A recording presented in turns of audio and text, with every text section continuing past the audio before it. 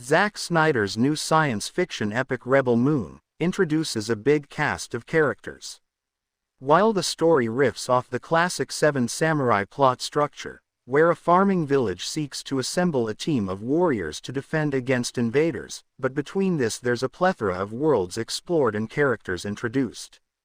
Rebel Moon features a diverse cast of heroes and villains, portrayed by both familiar faces, alongside some brand new stars.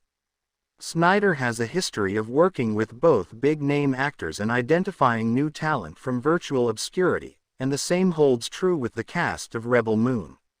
And that's why we are breaking down each of Rebel Moon's main heroes' villains, and a few side characters and some cameos and the important details. So guys, let's start with the film's hero and our Vital Resistance leader Cora. Cora has been stolen from her planet and from her family when she was about 9. And now Cora is a ex-military officer of Imperium Empire, who leaves the Imperium after the murder of last king. Now Cora has been living as a part of a farming community on Velt for 4 years, but she has a lethal set of skills and a mysterious past that quickly catches up with her after the Imperium arrives on Velt, to demand the farmers turn over their crops to feed Imperium soldiers. Cora knows that it is not a one-time transaction and how deadly the Imperium can be, so she departs in search of warriors who can aid her in the defense of her new home. According to Zack Snyder, Cora's proficient with any kind of weapon. She is fast and deadly because she has been trained since her childhood to fight, and she is really good at it. And now comes the character Kai. Kai is a roguish pilot and smuggler with a ship, who can help the crew go from planet to planet hunting down more warriors. Costume designer Stephanie Porter said she thought it was important for Kai to have a thing, to enter a room and people say they know who he is. And then as you kind of fall in love with him, and you get sympathetic towards him. Now comes the third Resistance member Gunner. Gunner starts the movie as a simple farmer who lived a quiet life in his farming village on Velt until the Imperium arrived, demanding their crops. So he decides to go with Cora on her mission to find warriors, to defend against the Imperium. Naive about the outside world and not trained for fighting, he's not fully aware of what he's getting himself into, but he's drawn to Cora and the mystery around her. Jimmy is one of many robots, who are part of a sort of knightly order who were sworn to protect the slain king. After the death of the king and the royal family, they began to lose purpose, and now the Imperium basically treats them as glorified forklifts. Jimmy's arc in the movie is one of self-actualization, where he begins to question his purpose and morality beyond his programming, something the other Jimmys aren't doing. Nemesis is one of the warriors recruited by Cora.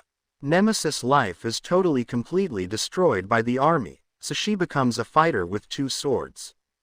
The actor Donna Bay's Korean heritage was a major influence on her character, including her costume. Nemesis' swords become superheated and cut through virtually anything, glowing in a way sure to be compared to lightsabers. Tarok was once a warrior, but he has moved on with his life. He's a blacksmith, so he fights with a hammer and an axe alongside the Veltians. His family crest is a griffin, and he has a necklace with a wax stamp of a griffin he carries around his neck. As seen in the Rebel Moon trailer, the griffin has far more significance than a family heirloom. While Snyder says Rebel Moon doesn't have much comedic relief, Tarok is likely the funniest character in the movie.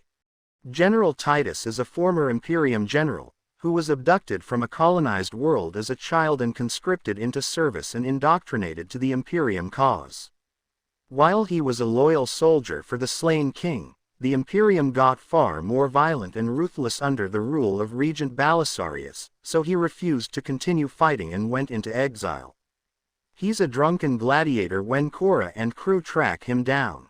General Titus is an amazing character and a compassionate heart, which is contrary to what his career demands of him. Darian Bloodaxe is the leader of a R.A. Grad group of rebel fighters along with his sister, Devra Bloodaxe. According to Fisher, Darian Bloodaxe a liberator first and foremost and a full-on battle warrior, who leads with his heart and his soul. Mylius is one of Bloodaxe's rebel fighters who comes from a planet that was totally overrun by the Imperium and sent to a prison camp, joining up with the Bloodaxe rebellion after they escaped from prison.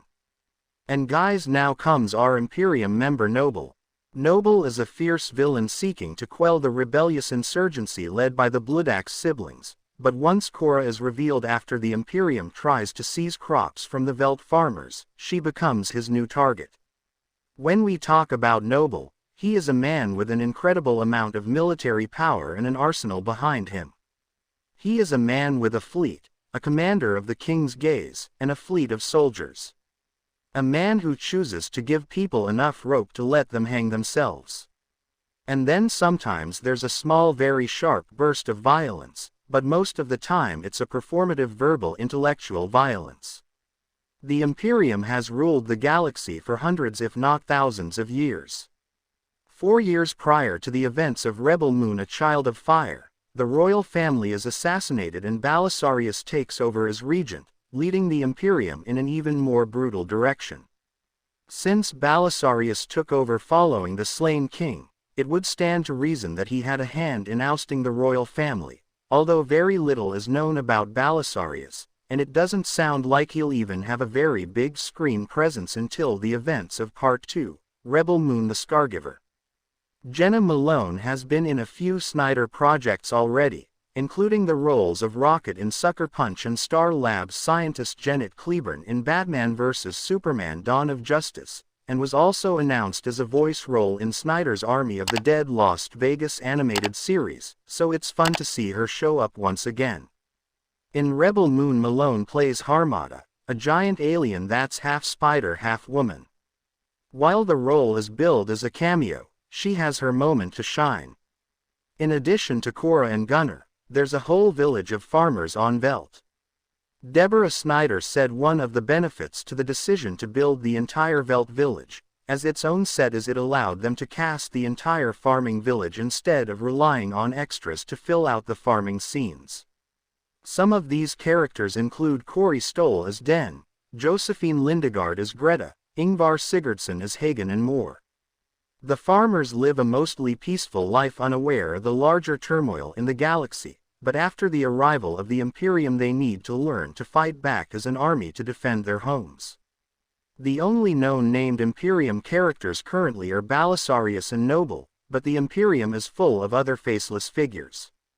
Scribes travel around with the military and chronicle details about conquered worlds such as air quality and natural resources, creepy red-robed priests, and elite Kryptine soldiers. The Kryptines are, like the old soldiers who stayed with from the old regime to the new regime, and are now these sort of super soldiers. And whether they're jacked up on drugs or whether they just have training or they're really good because they've survived, we don't know exactly. But they carry these swords, which are sort of a foil to the Nemesis swords. The Rebel Moon universe is vibrant and full of many characters, so this is only a peek into some of the biggest players for the upcoming movie. With books, graphic novels, games, and possibly more movies on the way, there's sure to be even more characters and backstories to explore as Zack Snyder's Rebel Moon mythology continues to take flight. So guys, that's it. What are your thoughts on Zack Snyder's Rebel Moon universe? Please tell me in comments, and if you like this video please like and also don't forget to subscribe for more amazing videos. Thank you guys for watching. See you soon.